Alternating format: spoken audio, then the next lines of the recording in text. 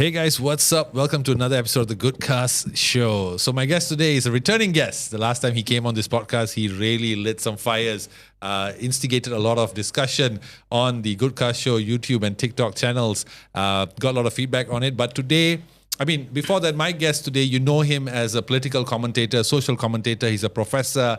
He's an author. He's a very, very respected man in Malaysia. He's one could say a national icon and someone who has amazing opinions on a lot of different topics. But today, he's putting down his hat as a political commentator and a social analyst. And instead, he's coming to the podcast in a more avuncular persona, more fatherly figure to talk about relationships, dating and marriage among Muslims.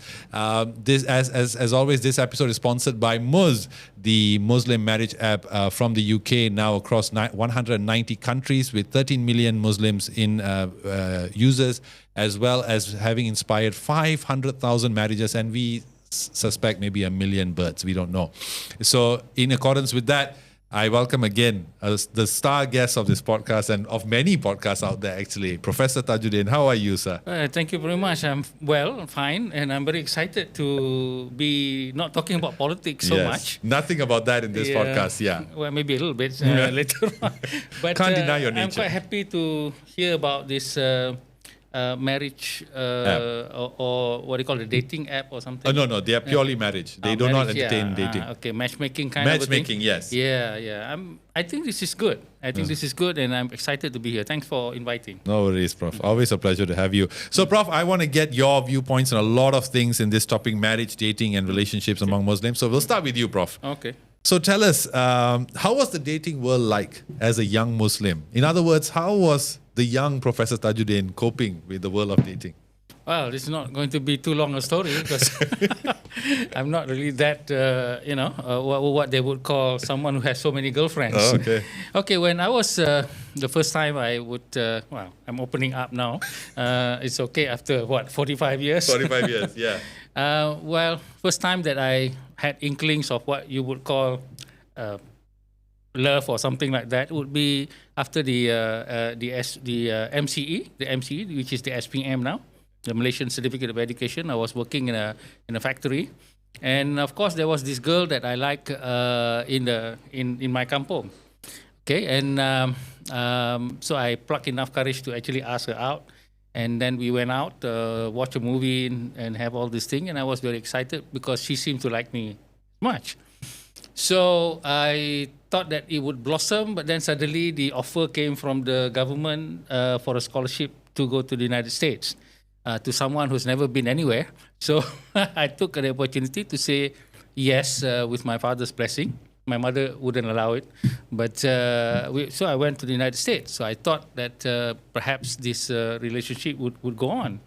But unfortunately, I think after about 2 semesters, got a letter to say that she was engaged to another boy. Okay, so first heartbreak and all that.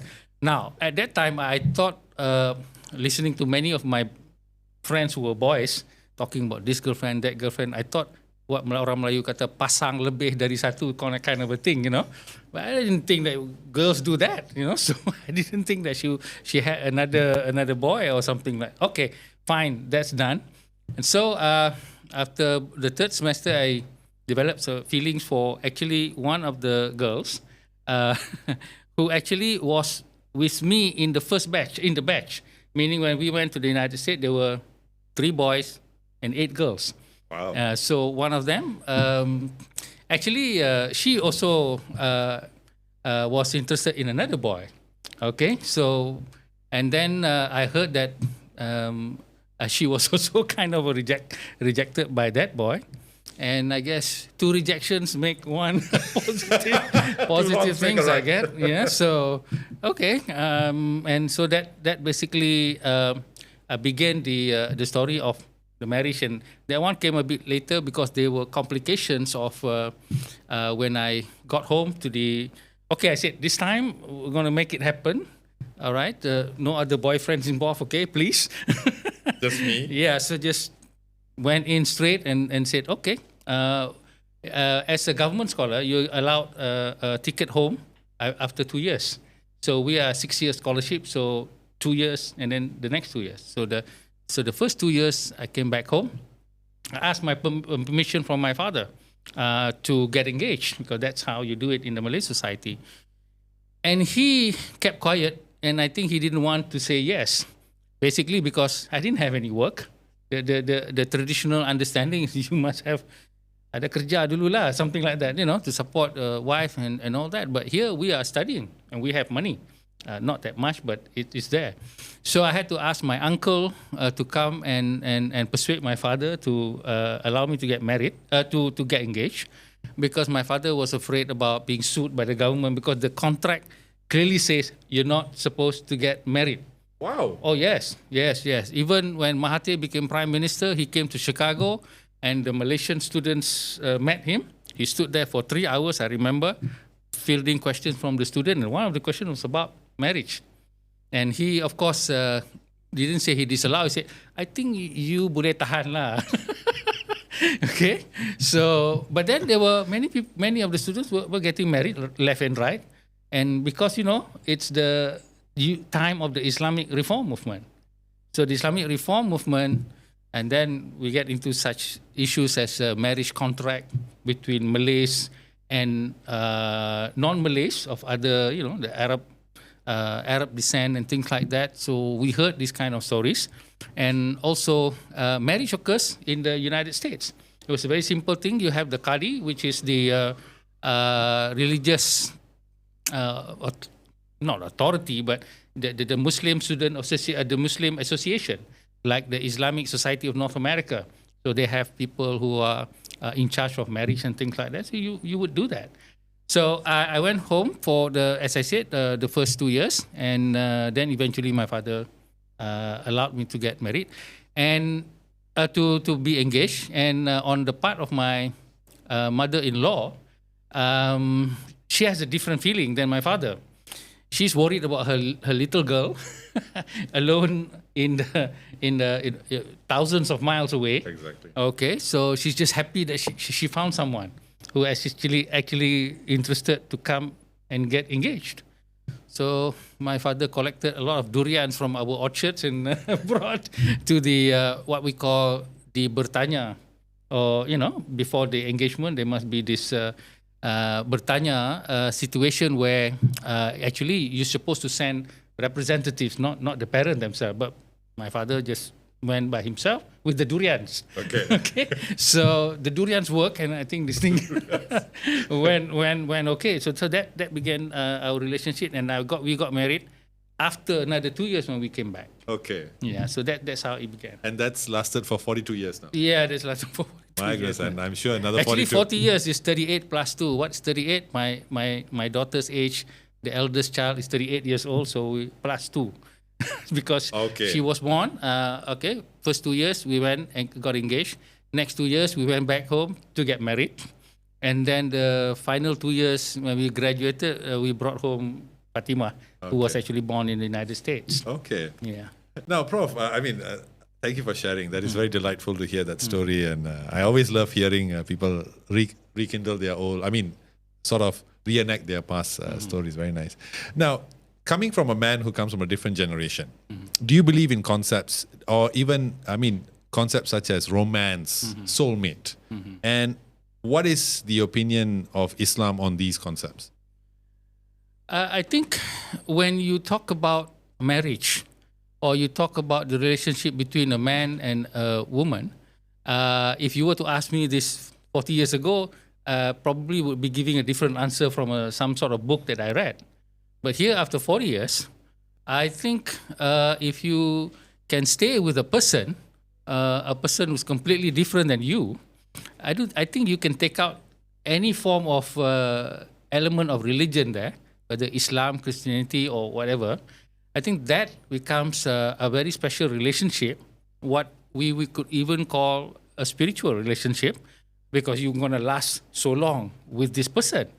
So when you say such things like romance and the idea of the soulmate, you get things like when every time I'm invited to a hotel with a very nice meal right in front of me, I always remember my wife, because she's the one who likes to eat. I don't eat that much. Okay, but her my wife and my daughters, they are eaters. Okay, so me, I just pick one or two. That's Okay. not much. So, and when she said, then I definitely feel something. And when I'm sick, then it's just like that.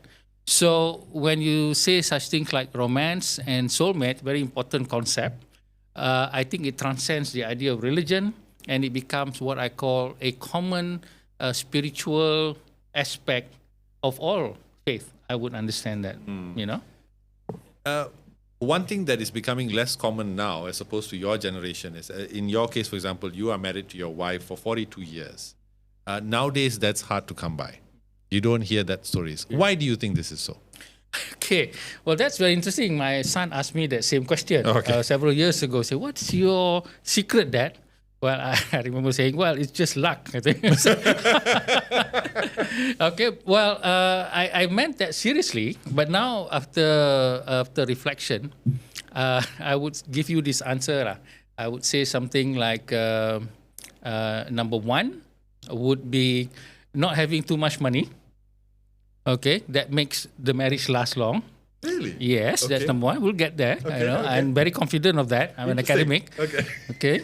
Number two, the idea of being sick, your health, meaning that when when you become sick, and that changes the relationship. Okay, and that therefore sickness is a kind of a blessing. Actually, it is a blessing in many respects, and I also am very confident of that. And the third one, I would say that there is this established hierarchy, mostly in the economic sense, where one person would earn a bit more than, not a bit more, quite significantly more than the other. Okay, now let's go back to the issue and try to establish it. So first of all, not having so much money. Now, I noticed many marriages from my eldest child, my daughter, that's already failed and things like that. The formula seems to that when you have like an equal economic independence, with the income and all that. So when you have this equal thing, I think that becomes a challenge, a very big challenge. When you have this money, meaning your parents might have a lot of money and things like that. So you are easily, whenever conflicts come, then the word divorce would easily come out. I've never uttered that word in my entire marriage. So if you have money, I think that becomes a huge challenge. If you don't have money, then it's quite simple, because most of the time you're struggling with that. That becomes a major issue. So other things just doesn't really come up to the top. Number two, when you get sick, and then your spouse would take care of you. I remember my wife sleeping the next to me in the hospital when I became sick. So I always say to a lot of women, don't worry.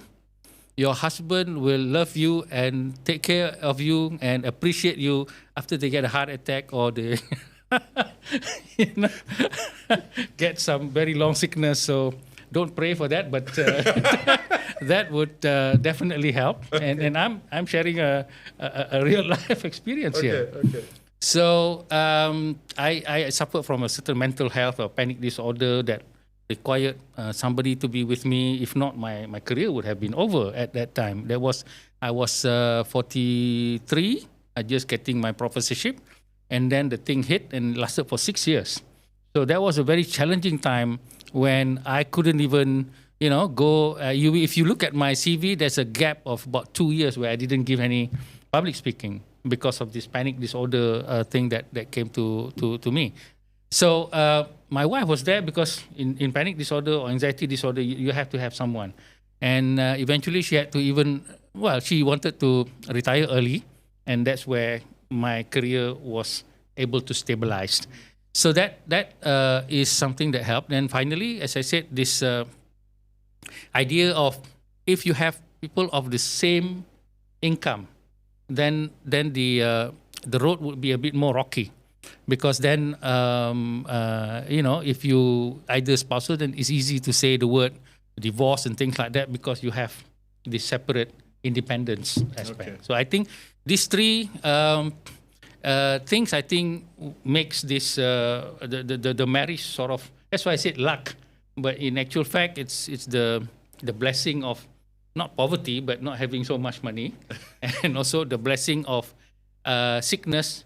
Ever you get sick, but how you get over the sickness and become a newer person, rather than just waiting for the sickness to pass, but you actually have a lot of reflection. The panic anxiety disorder taught me a lot of things.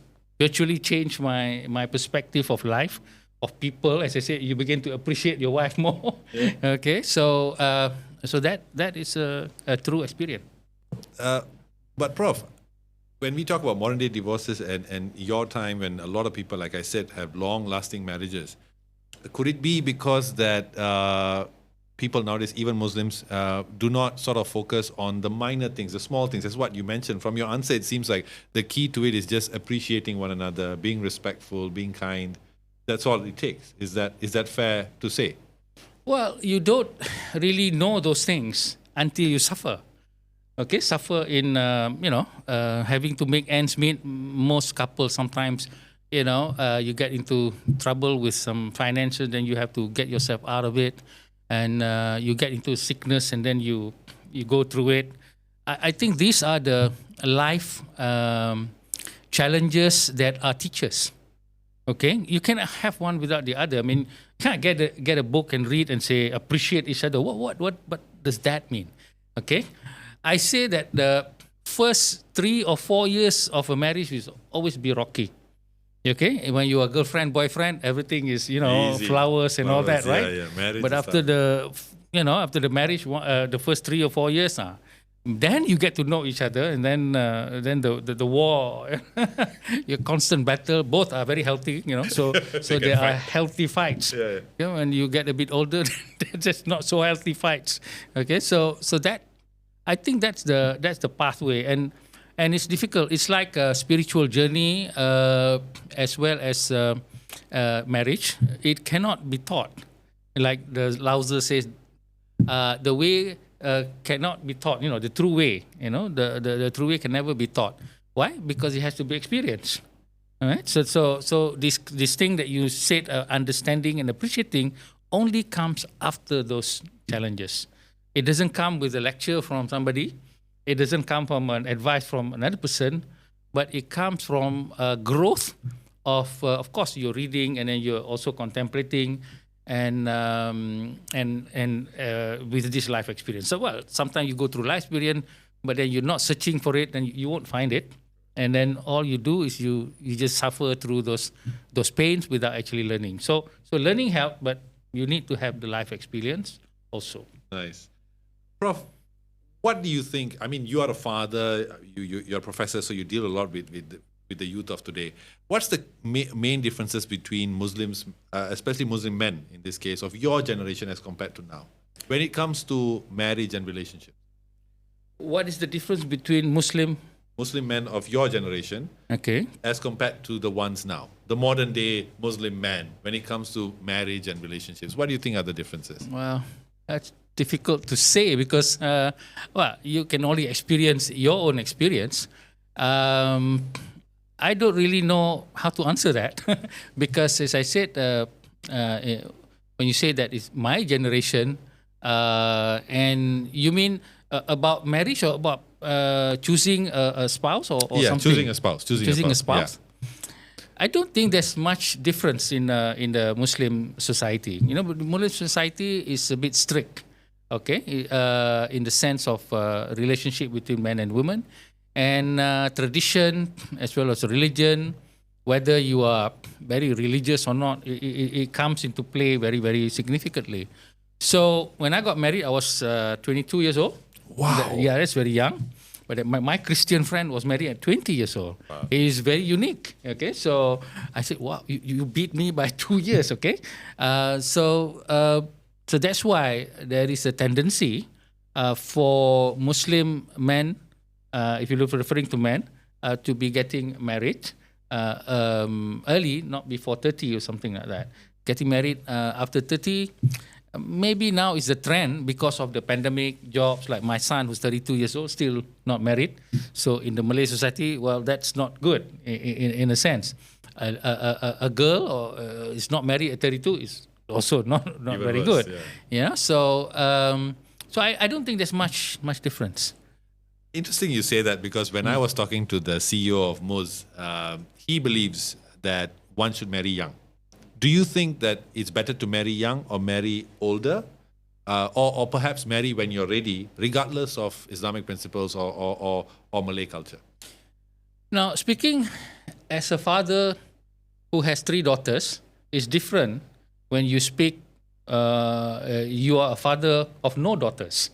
Okay, so I think with a Muslim parent, especially when you have daughters, then marriage is something that is considered very important when your daughter has a relationship with other men and things like that. Okay, so that is a concern. So the question of marrying early, marrying late, and all that doesn't arise. Okay, you just say, okay, when are these people going to get? So that is the concern. For the men, if you're having sons, maybe that's not that much of a worry. Let the girl's father worry. Okay, so something like that. But in most Malay family, whether it's about sons or daughter, once you can see the desire in terms of maybe they have what the Malays say, dah ada kawan, something like that. So the word kawan is not friend. It means somebody kind of a partner. So kalau dah ada kawan, then they expect within a year or so, something like that. So tradition plays a very, very important role there. Now, I come to the point that I say that if you're ready to get married, then don't worry about money and all that, because father has money. All right. So I'm willing to take care. But some parents say no, they should get a job first. They should stabilize themselves. They should do this and they should do that. I don't agree with that. I think your children are your responsibility. I was going to write an article, parents for life. Okay. If you think you're going to have some sort of independence, forget it.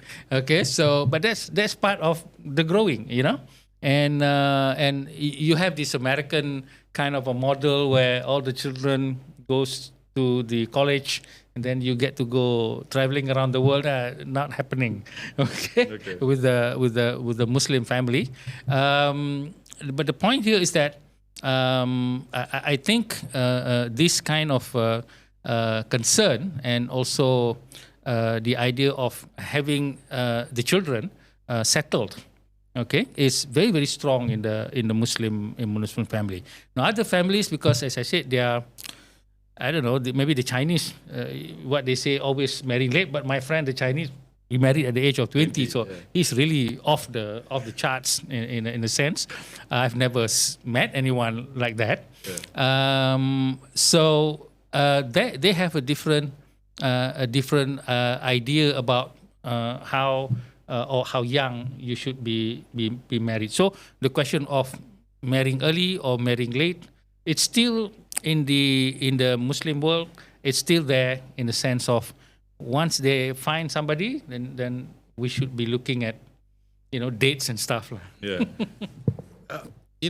Marriage to me, being someone who got married recently, especially for a man, I feel, my belief is that it gives you a certain anchor in life. It grounds you, and you sort of, that was my experience, right? And then when I had my children, then that just changed me 180 degrees. What's the impact of marriage to men, in your opinion?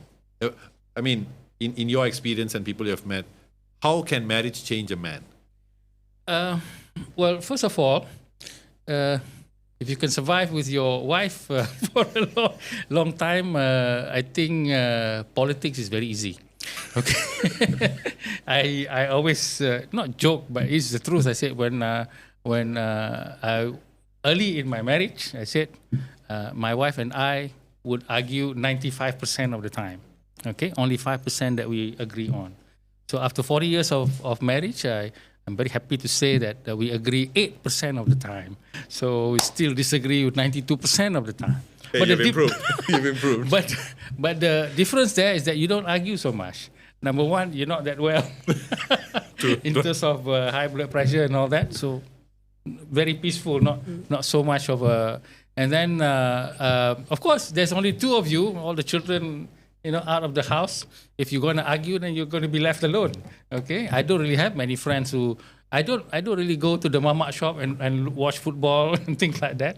So I'm basically in my house typing and things like that. So I think that is the sense of being a husband and it taught you how to actually appreciate another perspective, and especially, as I said, when you are forced to, in terms of health and things like that. So that is the most important lesson there.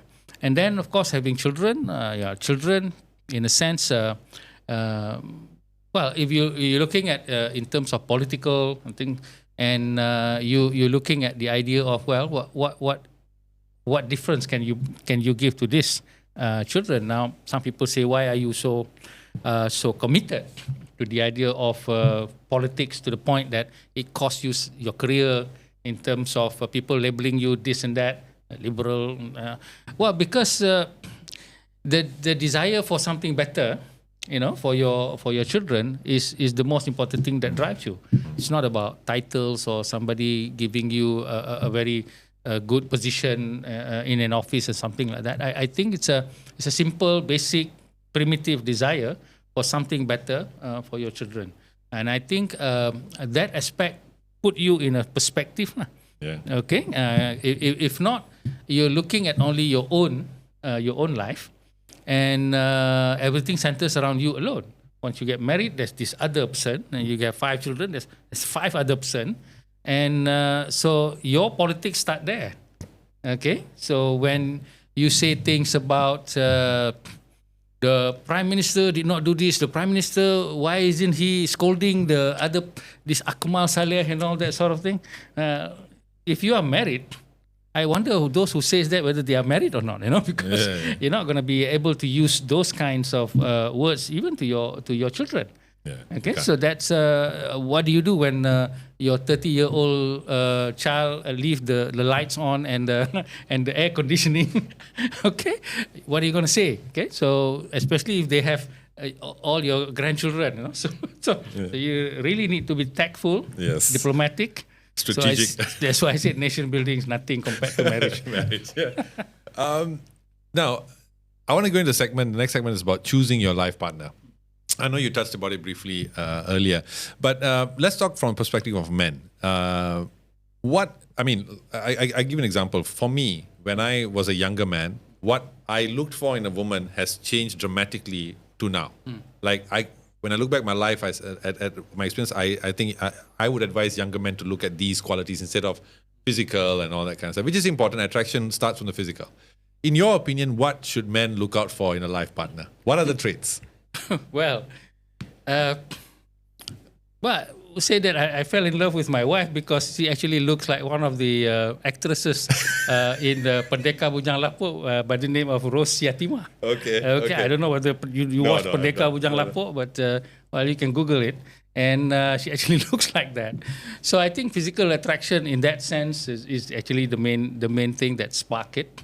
And then, of course, when you are getting to know each other, then things fall in place. Whether it falls in place or not, that's another matter. I think I didn't think much about what's the quality and things like that. Now I joke with my my son, make sure you marry someone who can cook. Well, my wife is standing right there, of course, right? Yeah. Of course, she can cook, but then not as well as her mother. When at that time said, "Oh, I don't really know how to cook very well." It's okay, But then I'm just joking in that sense. And I said, and also try to get married to a woman who has money. My wife doesn't have that much in terms of her family, so I'm always making not jokes but suggestions to them. Yeah. But the point here is that I didn't think much about what you say, the quality of your spouse and things like that. I think basically it's physical attraction. That's why it's this what they call, I don't know, the idea of fate, or the idea of you try to match things. I don't know. I mean, this kind of thing, the chemistry and things like that is beyond AI or whatever. Yeah, all right, you could AI the thing, but it could work or it doesn't work. All right. I've seen my my daughter when they fall in love with certain people, but it's always what the Malays call yang panas dengan yang sejuk, meaning the hot and the cold, meaning someone who's a bit more like I'm a bit more. Well, when you say outgoing, my wife's not that talkative and things like that. So that kind of differences attract. Similarities are the worst. Okay, you cannot be similar with your wife. That's terrible. Yeah, boring. Okay, don't ever marry someone of the same profession. Okay, that is something I think definitely don't do that. Definitely. Okay, so that is basically well, as I said, this thing you can make a formula of or make some sort of a broad guideline. It doesn't really work. Okay, so it's one of the God's secret, I would say, and it's good. It's good. It's the magic. The only magic. Science wants to solve everything. Please lah. Okay. Solve relationships. I don't think they could do that, and they should never do that. Yeah. Now, in among the Malay community, especially among Muslims, compared to non-Muslims, right? There is a pressure. Even in this app, when I was going through this app, funnily enough, when you sign up, you have to immediately state how soon you want to get married. Oh, yeah. So they're very serious about that. Does this pressure to get married to the person you meet, whether from any medium, whether in face-to-face or online or whatever, does that put a unwanted pressure, or should it be that you get to know the person first before you make a commitment? Should you play the numbers, or should you be very, like in your case, like you met someone you liked and then you straight away got engaged? Should it be that way, or should it be the modern way where you have more options first, you play the numbers and then decide? Well, that's an interesting question because about I think several months ago I got onto this. I stumbled upon this matchmaking program on Netflix. It's about this Indian matchmaker. Yes, okay, yes. I love that program and I watched the whole thing. The whole season. Okay, and it fascinates me that successful Indian women, successful Indian men can't find partners by themselves. Wow, and they would need this matchmaker. Yeah. And so she would matchmake, and then most of the time, the first time's not successful, that sort of thing. And then there is the numbers that you say about having to get married quickly or in a certain time, putting a certain pressure. Now, for me, as I say, I never went through something like that, but I can understand that would put a pressure. Now, why they put in this numbers thing is simply because to avoid predators, I think. Okay, and I suppose perhaps it's a bit still new, and it's not like it's like what 5, 6, 7, or 10 years old. This kind of culture, okay, the culture of actually having in the internet that you want to get married by 6 months or something like that. Well, if you actually find someone who's very interested within that time frame, maybe that could work. Obviously, the numbers is there, but then you also have to answer that question, right? Yeah. If not, it won't go into the system. Correct. Okay, so definitely that will put pressure, 100%. And I don't think that. I think that it's a plus minus thing. You really need some. Maybe is it a range like 6 to? Yeah, it's a range. So like 1 year, it can be 6 months, 1 year, and all that. Yeah, but still, it's still the numbers, okay. And I do think it's a pressure, but I do think it's a pressure. Pressure is too much, right? It's a pressure there. Pressure. Yeah. So of course, in the non-cyber world, okay. I mean, my children, especially daughters, when they have their kawan, we call it, then of course the subject came up and say, all right, have you thought about this kind of date? So you got a kind of a pressure, but actually it's not a pressure; it's an allowance, because for them, like my first child, Fatima. When she has this her boyfriend, same university and all that, and they just graduated But for me, as I said, I don't care much about money. Some parents are very particular about, say, the wang hang taran. Girls like that, 30,000 ringgit, 20,000 ringgit. I didn't put any price, and I knew it was difficult for them because the traditional way, as I said, you have to have a secure job, have a house, have a car, that sort of thing. But then I discussed with my wife at Great Lane, and suddenly I said, well, me being me, I said, well, let me email the father. Okay, we do email. Okay. So I just emailed the father and said, look, would you like to have a discussion on this, on our children, something like that? Okay. So because this is also a professor, actually from my same university. So okay. Yeah. So you couldn't just walk to his office, Professor. But it's Islamic reformist of a different kind. So a lot of people are very uncomfortable with my kind of Islamic reform. Okay. But of course, he then replied in the idea that there is this open discussion, and he's talked about all these things about money. I said, I'm not concerned about that. Okay. And if he can afford any hantaran, that will be fine with me. So my first child, I don't mind saying it's only 7,000 ringgit. That's what they can afford. And even in fact, I gave it back to them. Okay. So I don't like this kind of. My second daughter, also 1,000, 2,000 ringgit because she married a Yemeni. And I didn't emphasize on the money. And the third one, she didn't have any family member, don't know father, both of them have passed away. And he came to the marriage ceremony without the relatives. Okay, so he just paid the what they call the mas kawin, and I accepted that. All right, so that's me lah. But for others, then you must have the whole family coming in. If not, what is this family going to say? Okay, so my wife's family was there, but of course they know me as someone who's not really very Malay in terms of a lot of things. And so they just went with the flow. Okay, if not, you still have my mother-in-law, who's very traditional in that sense. But we all agree that when it comes to daughters, the first thing is to have someone trustworthy. Okay, someone who already has some sort of a simple income and that sort of thing, and that would be the major thing. The idea of how much money for status, that is not really put forward in my case, because I'm rather adamant in my ways in terms of not really agreeing to a certain tradition in the Malay culture. Okay. Earlier on, you talked something which really caught me, which is you received a letter. I think when I was in secondary school, that was early lah. That was the time we used to write letters. It was it's a very beautiful time because everything required effort, everything required thought to do, right? But in modern times now, online dating, online matchmaking has become a big thing, right? It's part of our culture now.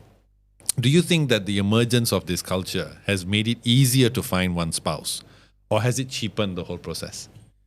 Yeah, I saw the word cheapen in your question, and it's a very interesting word that you used, because as I said, I don't have experience in that. But my second daughter, who actually she had a boyfriend, and then that relationship was about 2 or 3 years. We were asking when getting married and all that, and then suddenly it dissolved. Okay, and a lesson for you if you have daughters: when your daughter has this kind of breakup, always as a father, just sit silent, take shopping, take to the restaurant. Don't open your mouth.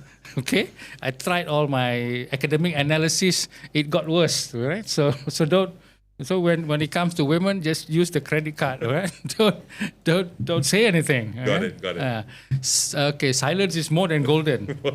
Okay. All right. So that failed, and then I discovered through her sisters that she was using this online dating. I didn't know, and then she was with this boy who's Yemeni.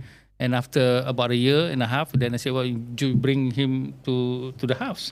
Okay, so that's how it is. So she got on with this online thing, And that's when I begin to respect this online thing actually is good, okay? Because there are various situations where the traditional way of boy meet girl doesn't really come through.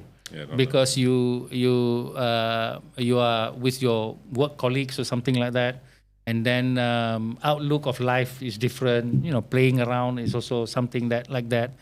So some sort of this online thing more or less establishes you to be rooted in something. So I don't understand that you would use the word cheapen. Okay, I think it's a culture that is acceptable. I mean, in the olden days, like my son, if I'm going to be desperate, I see none of my friends seem to be calling me for their daughters, because, as I said, many of them are very uncomfortable with my political views of Islam and things like that. So okay, forget about that. So I'm now debating whether I should go back to my village to see my aunts and then put out the word that hey, find someone for my son. Okay, so I'm almost to that point. Where anyway, you just go back to the kampong and just mention to the old folks, and definitely they will be much better than the online thing, because that would be their network is crazy. Their network is very, very, very, very good, much better than the online thing. So, but I do respect the online dating thing. Yeah. How do you think the institution of marriage has changed over the years? In what way? I think? Perhaps in the way that how serious people take it, or how important it is in one's life. How has it changed? How do you think the way that we perceive marriage has changed from your time to what it is now? Well, as I said, in the Muslim society and the Malay society that I understand, it's a very serious thing. But in Muslim Arab society, I'm not very sure. We had this situation, which was a very sad one. We had a friend, it's a girl, younger than us, my wife actually, well, our friend. So she was matchmaked with a Jordanian. I think, was it Jordanian? Yeah, I guess so, we just said. So, no, Moroccan, he was a Moroccan. And actually, he was the secretary of the Muslim Student Association. I was the vice president. All right, so we were into. I know the boy. Okay, and so they were matchmade, and they got married.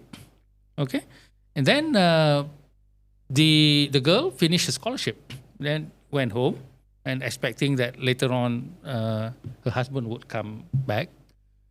Suddenly, she gets a letter. And the letter said that he was divorcing her because his mother asked him to do so, something along that line. And we were just shocked, okay? And so I would suppose that marriage in other Muslim countries, like in the Arab world, where you would get married and get divorced, perhaps in a very simple way, I think there was this group called the Darul Arkam. I heard some story, but the Darul Arkam also related to this GISBH. I've heard of that, where if you want to marry someone, I remember reading about Anwar Sadat. I think Anwar Sadat, the biography of the man. So he married one lady, and then 2, 3, 4. Then he wanted to get involved with another lady. So he just divorced the just like that, and then marry another one. So in the Malay culture, you don't have that. I think our institutions of Qadi and all that a bit strong. Okay, you can make complaints, things like that. So I think marriage institution is still very solid lah. In the Malay tradition. In the Muslim Arab tradition, that one is another story altogether. But just to build on that, then what is your view on intercultural marriages within the Islamic world?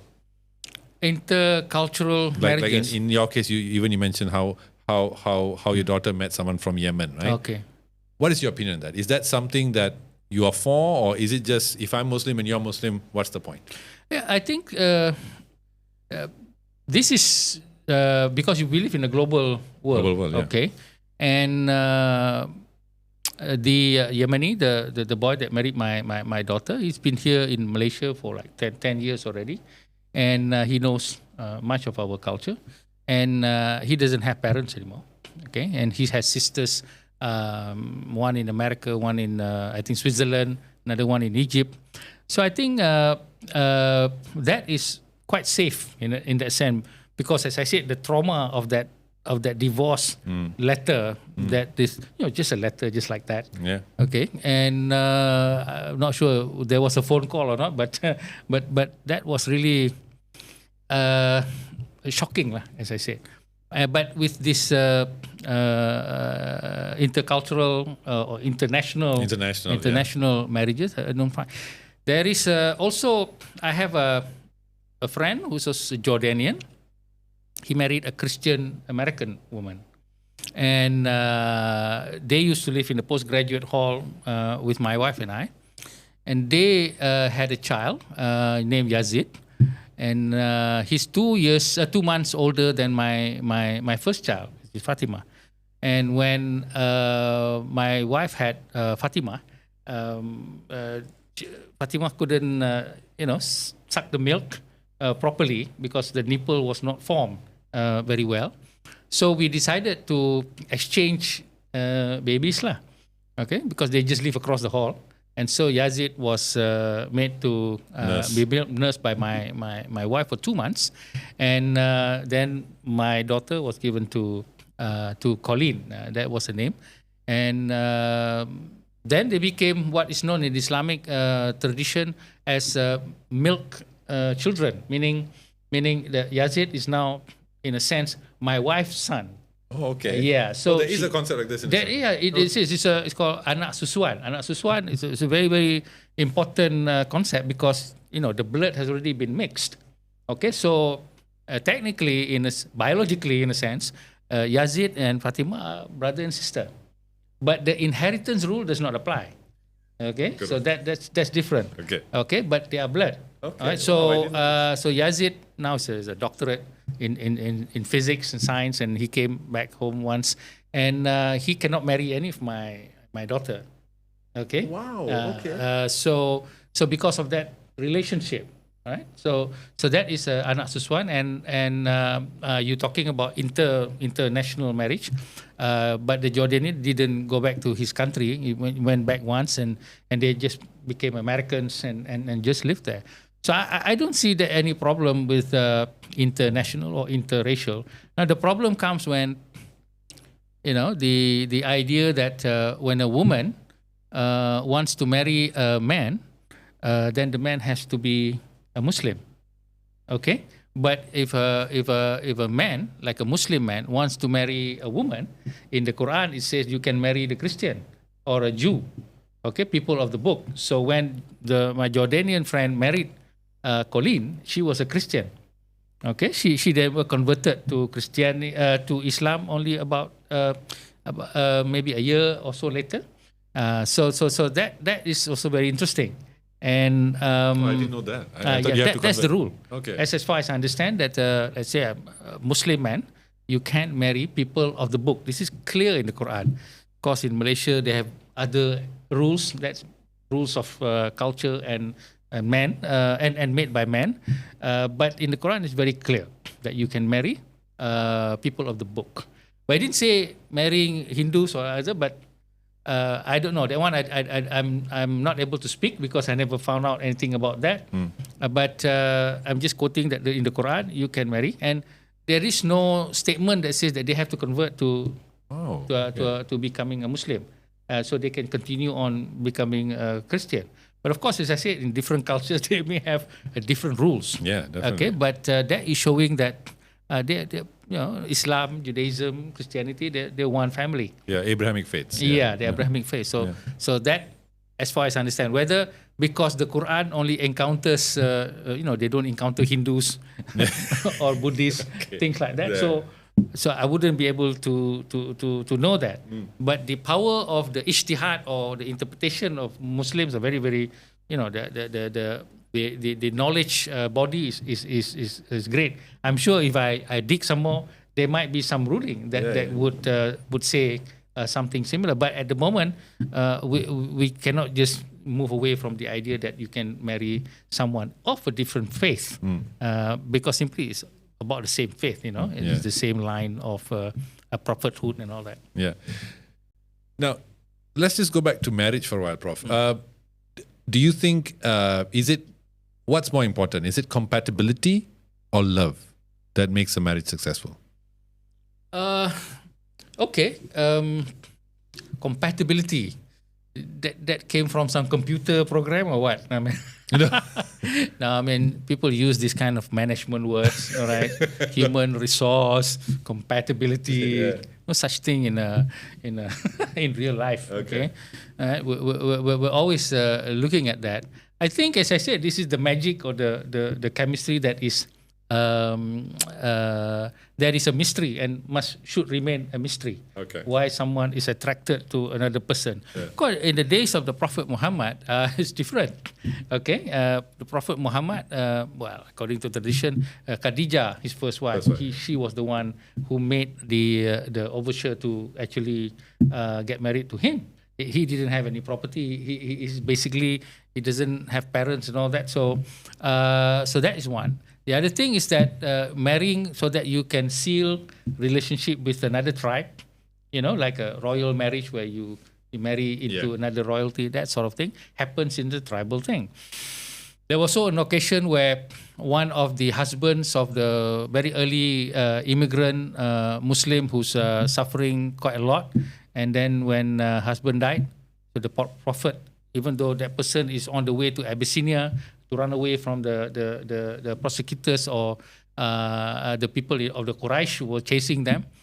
So he married her, Sa'adah, I think it was one of them, so that she can be protected. Because women without men to protect, that's it lah, in those days, you must have somebody. There was also a case where the Prophet was presented with a slave, all right? And the slave, I think it was Safiya, presented, and he manumitted her, meaning freed her, and then he married her because he was trying to eliminate the slave system. There was also the case of Juwairiyah. Juwairiyah, she, wars happened between tribes, and then once a tribe lost, and all the property, all the women will belong to somebody. That's how you distribute the camels, the goats, and the women. That's how you do it. All right? So she fell into the lot of one tribal leader, and she didn't agree to that. So she asked for her price to the new owner, and so she went to the Prophet and asked to borrow the money from the Prophet and said to buy her freedom. So the Prophet said, "Okay, I'll give you the money, but would you marry me then?" Okay, so that's how she became one of the Prophet's wife. All right, so marriage during that time, they're different. We don't talk about compatibility. All right, we talk about survival, we talk about partnership, we talk about opportunities here and there, and all that. People think, oh, you got 13 wives, what are you, some sort of a sex maniac? It's a different times. Yeah, different. Okay, so when you say such things like love, okay, what is that? All right, as I said, is the face of Rosatima or or something, or it's just somebody that you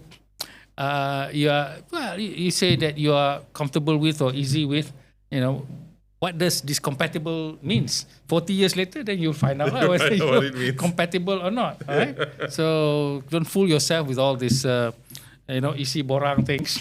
Okay, I don't really think that works. Okay. I know when I watched that program, the matchmaking. Yeah. Oh, I want this. Yeah. So the lady said, 60% okay. No need 100% cannot. I mean, I would say not even 10%. Okay, so you can list all you want, but we said God knows better, something like that. And what that means is simply this mysterious element, okay? And it is really mysterious, right?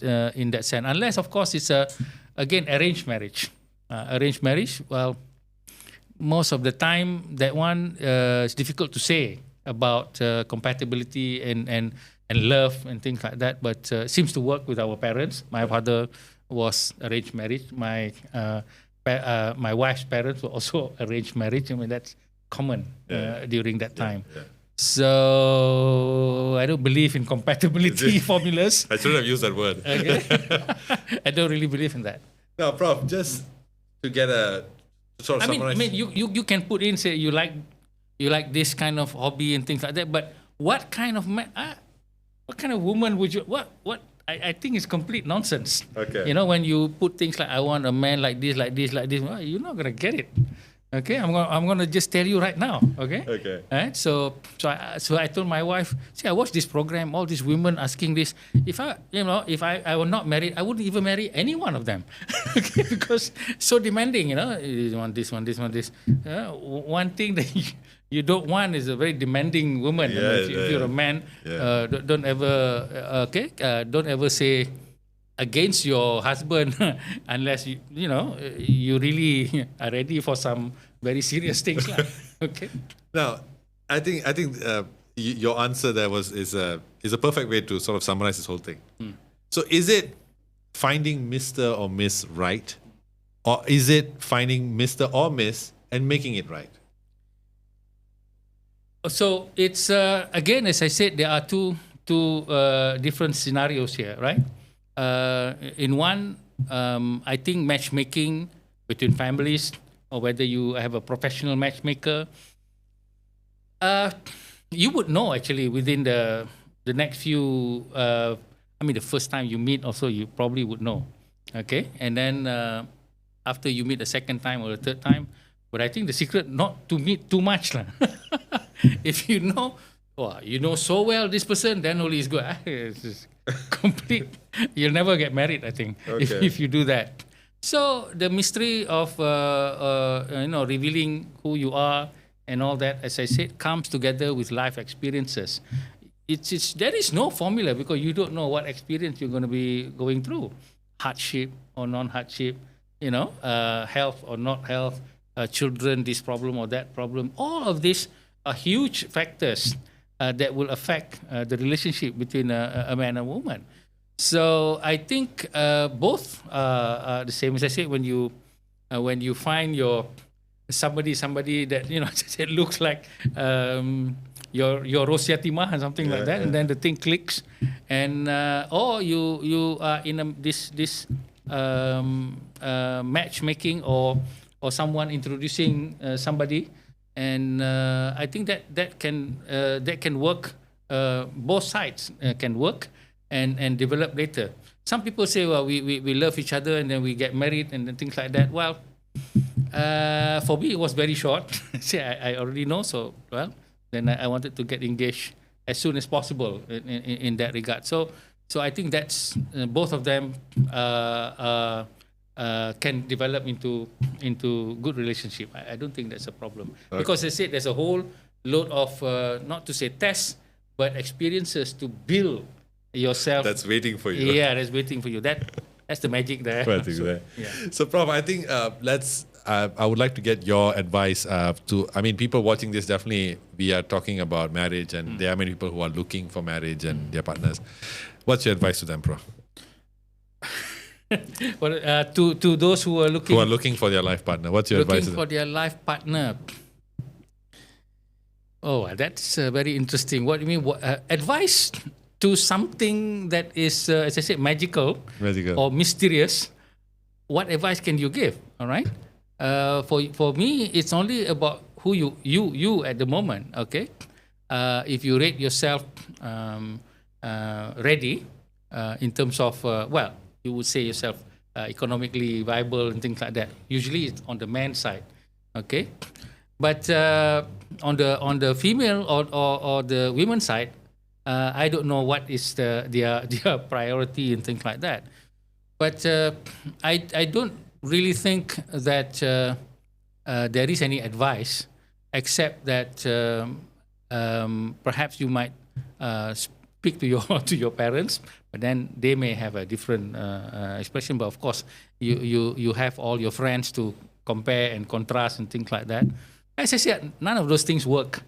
Okay, none of those things work. And advice Really, if you tell me what to do with the nation, I can tell you a lot. But if not you this subject. okay, if you tell me what advice to give someone who's looking to be married, it would be foolhardy to actually actually give a list of advice. It's like Lao Tzu says, the way that can be told is not the eternal way. Yeah. Okay, so that is true in a spiritual search, and definitely true in this kind of thing, because it's a sacred and a precious thing.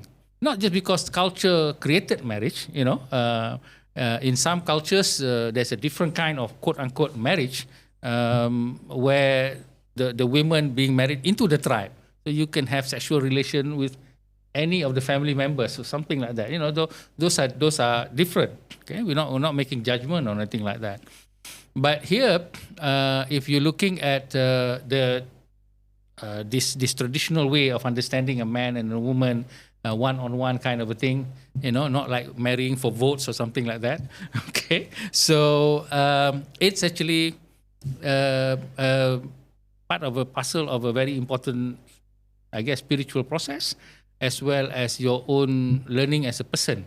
Okay, speaking 40 years, I think that is the important thing, that you can get it. But you can tell it to a young person, it's not going to make much sense. Yeah, all right, definitely. and so that's why I said, I don't think there is any good advice at all to be given to those who are, because this is something that you will know when the time comes. Is that mysterious enough? Or? Very mysterious. Perfect way to end this. Thank you so much, Prof. As always, it's always an entertaining and fun time to have you on the podcast. Okay. I hope to have you on again and again. There are many topics I want to discuss with you that have nothing to do with love and relationship, more like current topics, but we'll Okay. talk about that later. So that's all we have for you today, guys. So this was a very fun conversation with Prof Tajuddin. There are a few more other interviews coming up with regards to love, marriage and dating, connected to the MUZZ marriage app. So they'll be coming up soon as well. So stay tuned for that. And as always, please like, share, subscribe and share your comments. And we'll see you again. Have a good night.